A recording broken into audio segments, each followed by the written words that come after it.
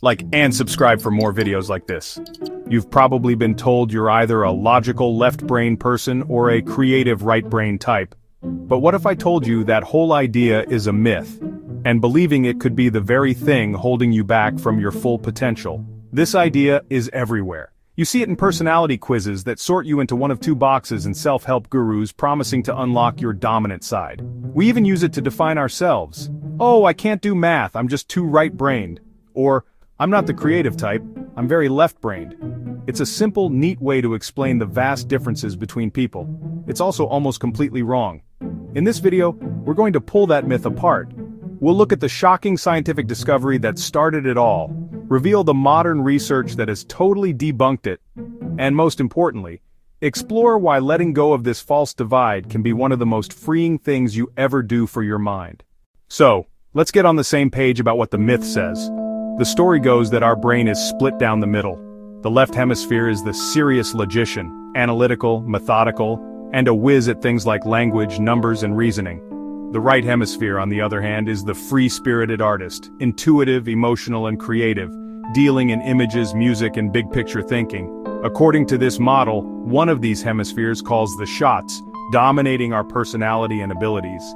This supposedly explains why you might be a brilliant poet who struggles with taxes, or why you can assemble a flat-pack wardrobe blindfolded but can't draw a convincing stick figure. It's an attractive idea because it gives us a simple excuse for our strengths and weaknesses. It gives us a label. This has created a huge industry of books, workshops, and apps, all promising to help you find your dominant side, or even balance your brain by beefing up the weaker hemisphere. It's so deeply woven into our culture that it affects how we choose careers, and even how some teachers view their students. But this whole framework is built on a massive misunderstanding of how your brain actually works. The truth isn't about two sides at war, it's about a beautifully complex partnership. Now, like a lot of stubborn myths, the left brain/right brain story didn't just pop out of nowhere. It grew from some genuinely revolutionary neuroscience. The first seeds were planted back in the 1860s when neurologists like Paul Broca and Carl Wernicke discovered that patients with damage to specific areas in the left hemisphere often lost their ability to speak or understand language. This was the first solid proof that some functions were lateralized, meaning primarily handled by one side of the brain. But the myth really exploded a century later in the 1960s, thanks to the Nobel Prize-winning work of neuropsychologist Roger Sperry and his colleague Michael Gazzaniga. Sperry was studying patients who had undergone a radical surgery for severe epilepsy. Their corpus callosum, the massive nerve fiber highway connecting the two hemispheres, was completely cut. This stopped seizures from spreading from one side of the brain to the other. It also gave scientists a golden opportunity to study what each hemisphere could do all on its own. In their famous split brain experiments, Sperry and Gazzaniga would flash information to only one hemisphere at a time. For instance, if they showed an image of a key to the patient's right eye, which sends information to the left, language-heavy hemisphere, the patient could easily say, "I saw a key." But this is where things got weird. When they flashed the key to the left eye, which is processed by the nonverbal right hemisphere, the patient would insist they saw nothing. Why? Because the right side saw the key, but it couldn't talk. It didn't have the words. But, and this is the incredible part, if that same patient was asked to reach for the object with their left hand, controlled by the right hemisphere, they would correctly pick out the key, all while their verbal left brain had no clue why. These experiments were groundbreaking. They confirmed that the left hemisphere is crucial for language, while the right hemisphere excels at spatial tasks. Pop psychology and the media took this amazing discovery and ran with it, twisting it into the simplistic idea that we're all either left-brained or right-brained. They missed the most important detail. These studies were on people whose brains were surgically disconnected.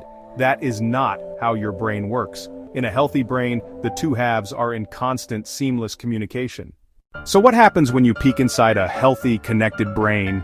Do you see one side buzzing with activity while the other sits on the sidelines? Not a chance. The final nail in the coffin for the dominance myth came from a major study by neuroscientists at the University of Utah in 2013, They analyzed brain scans from over 1,000 people, from kids to young adults, looking for any sign that individuals preferred using one hemisphere over the other. Their conclusion? They found zero evidence to support left-brained or right-brained personality types. While some functions are indeed lateralized, our brains don't show an overall dominance for one side. The networks are balanced and work as a team. Think of your brain as a symphony orchestra. Saying you're left-brained is like saying you only listen to the violins. The left hemisphere might be the lead violinist, playing the complex melody of language, but without the horns, percussion, and woodwinds, the right hemisphere's ability to process tone, emotion, and context, you don't have music, you just have noise. Both sides are essential and they play in harmony. Let's take language as an example. While your left hemisphere handles a lot of grammar and vocabulary, you need your right hemisphere to get the full picture. It's the right side that helps you detect sarcasm, understand the emotion in someone's voice, and get the punchline of a joke. Without it, you'd understand the words, but you'd miss the meaning. And what about the ultimate right brain skill? Creativity. It turns out creativity is one of the most whole brain things we do. It requires a complex dance between both hemispheres.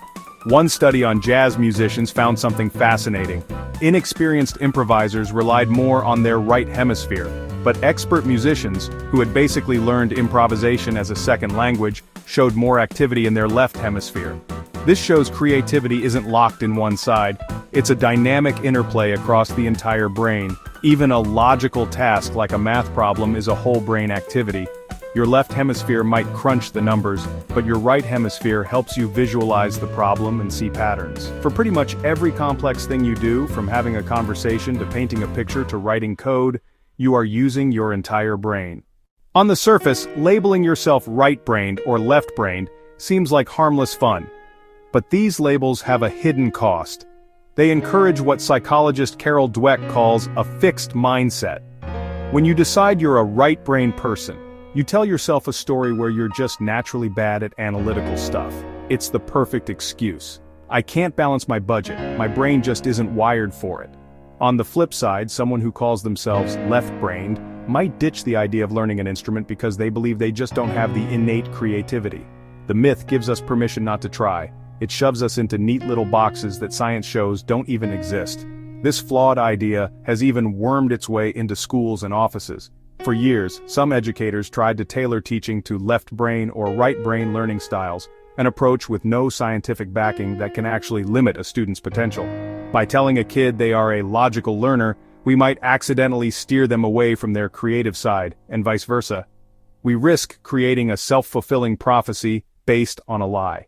The most liberating truth from modern neuroscience is this: your brain is incredibly adaptable. You are not hardwired to be just one thing. You are an integrated system with the capacity for both deep logic and wild creativity. Getting rid of this myth isn't just about being scientifically accurate, it's about taking back your full potential. It's realizing you don't have to choose between being an artist and being an analyst. You can be both. So the idea that you're run by one side of your brain is just a myth, born from a wild misreading of some really cool science. While your brain does have specialized areas, a feature called lateralization, it doesn't lead to a dominant hemisphere that defines who you are. Your brain doesn't work in silos, it works in sync.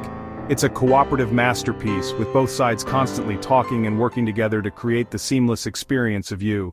The next time you hear someone, or even yourself, say, "I'm just not a left-brained person," you can confidently call BS. You are not left-brained or right-brained.